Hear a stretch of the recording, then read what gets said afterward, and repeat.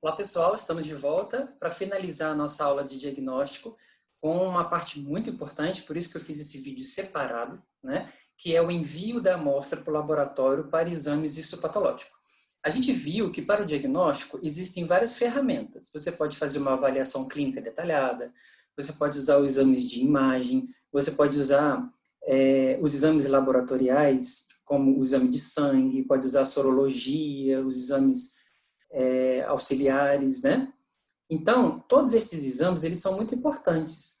Porém, o exame que vai definir o tipo de neoplasia, se é benigna, se é maligna, se é neoplasia ou não é neoplasia, é o exame histopatológico.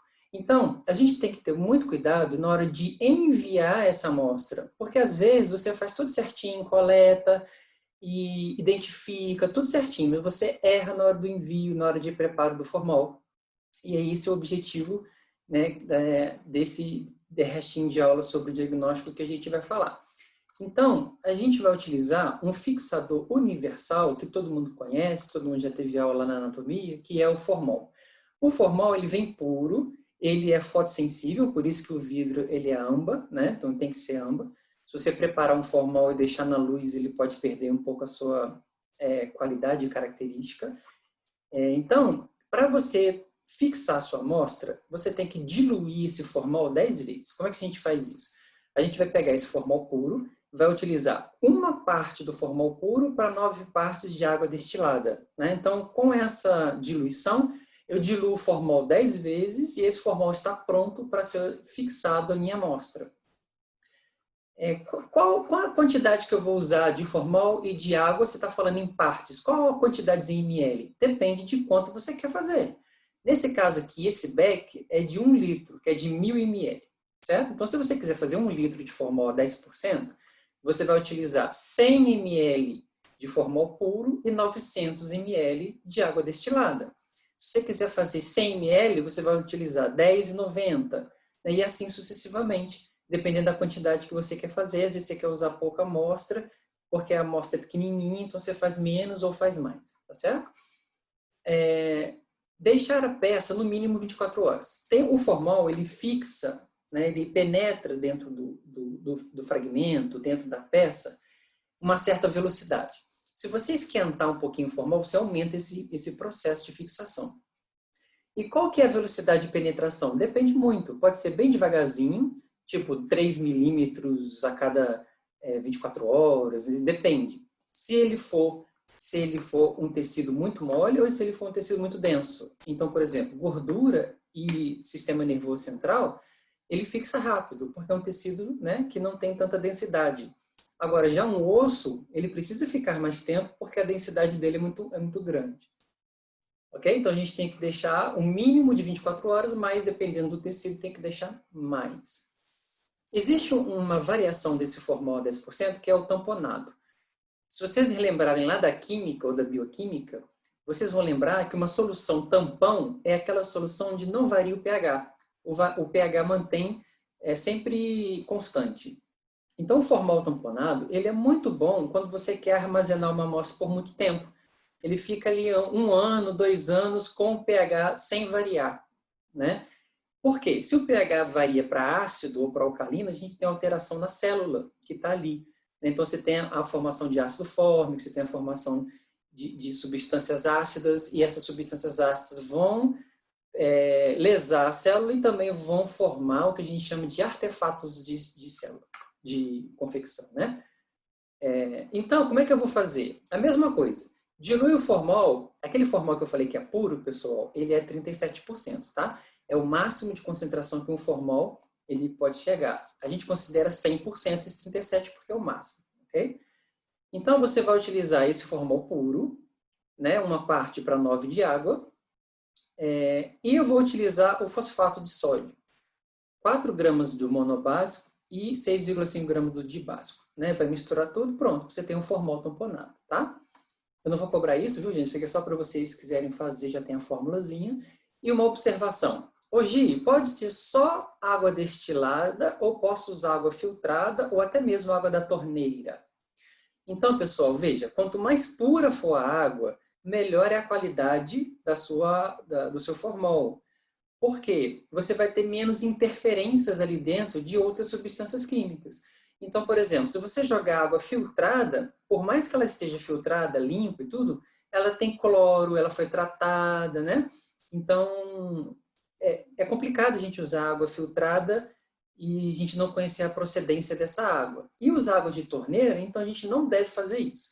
Ah, Gi, mas eu estou com formol puro, eu estou a campo, estou numa fazenda, estou não sei, só tem água da bica.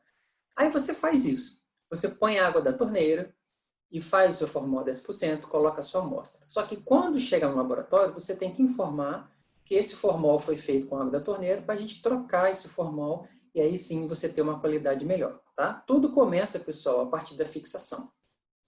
O objetivo do formol é paralisar as enzimas proteolíticas, é coagular as proteínas, é parar o processo metabólico daquela... parar a autólise, desculpa, né? Parar a autólise do tecido, que é a morte das células por lise, né? Parar as enzimas. Então, o formol é isso. Se você não tem um formol de boa qualidade, ele não vai conseguir fazer isso.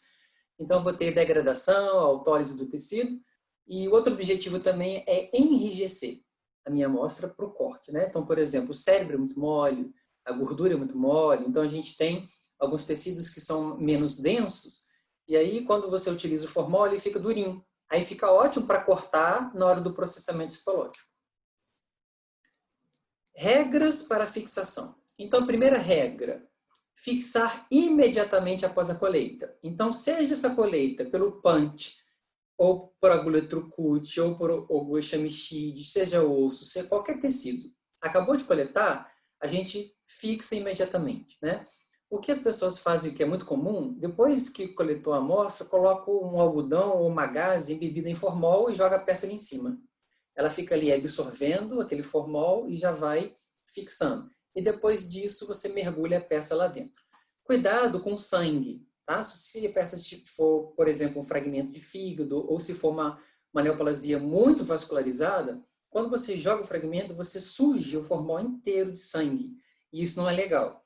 Então é interessante, se tiver com muito sangue, antes de jogar dentro do formol, você fazer uma lavagem com o próprio formol, né, para tirar o excesso de sangue, ou mesmo com soro fisiológico. Lava com soro fisiológico, tira o excesso de sangue e depois bota bonitinho lá sem sangue, sem excesso de sangue, para não sujar o formol. Se sujou muito, depois quando chegar no laboratório, é a mesma coisa. Troca e aí aguarda o período de fixação.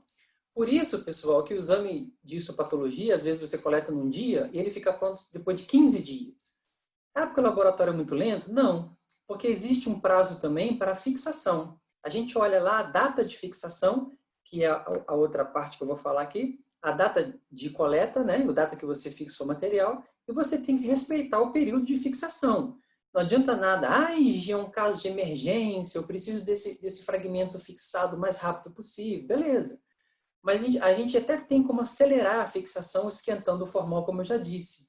Porém, a gente tem que respeitar o prazo de fixação, principalmente em tecidos muito densos, onde o formol tem dificuldade de penetrar, certo? Então, eu preciso respeitar esse prazo. E aí, para eu ter uma lâmina de boa qualidade. Se você não respeita, a célula não vai estar fixada e a minha lâmina vai ficar péssima, interferindo no diagnóstico, certo?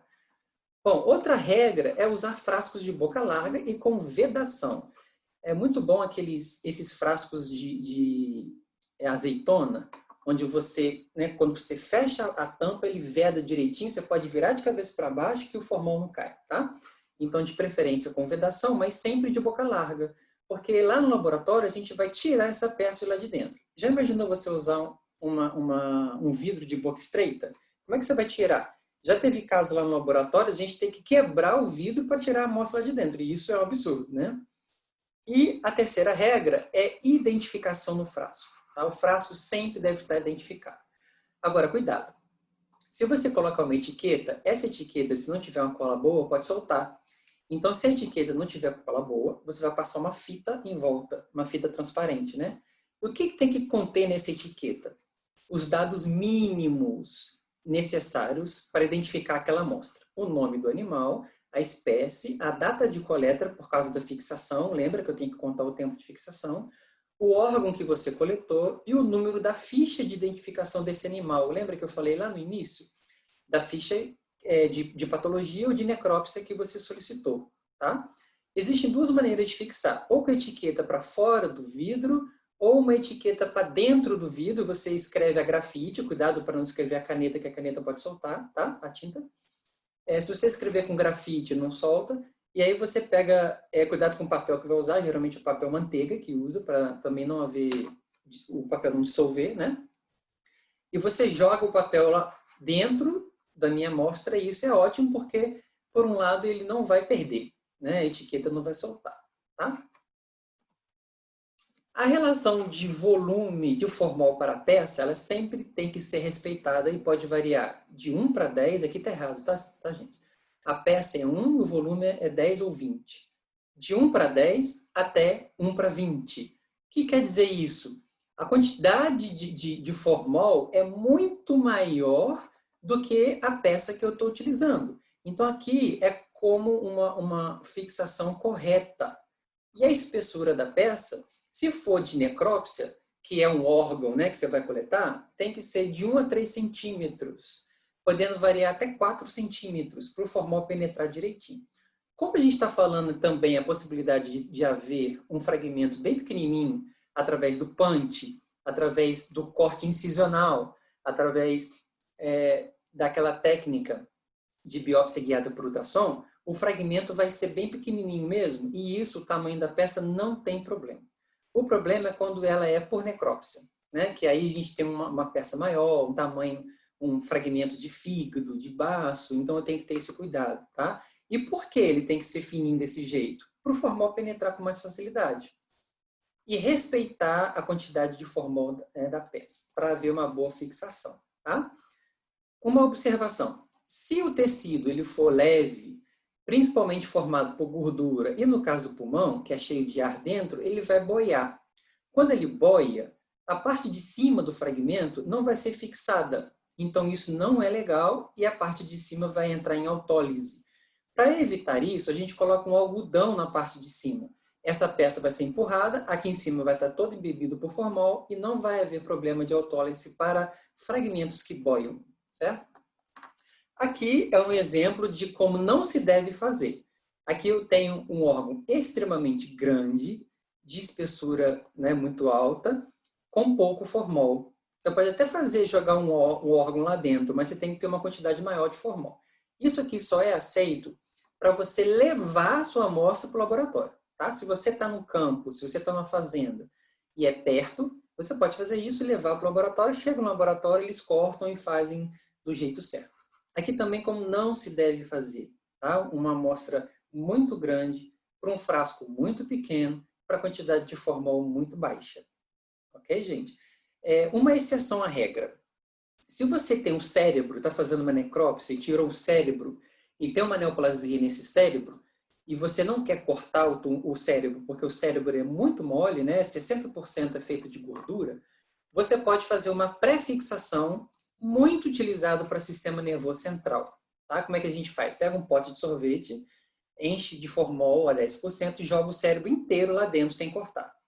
A gente deixa por um período fazendo a pré-fixação. Ele vai ficar um pouquinho mais rígido. Lembra que eu falei que um dos objetivos do fixador é deixar a peça mais rígida? Então ele vai deixar um pouquinho mais rígido, mas ele não vai fixar da maneira que tem que ser.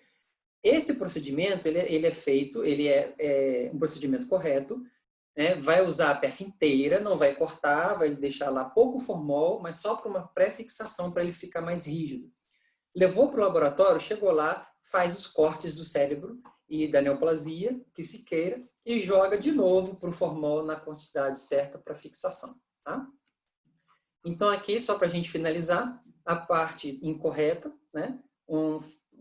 Uma peça muito grande, muito espessa, com pouco formol, e aqui a parte certa, uma peça fininha, de 3 a 4 centímetros de espessura, com quantidade de formol bastante grande, de 1 para 10 ou 1 para 20, e aqui a fixação está correta.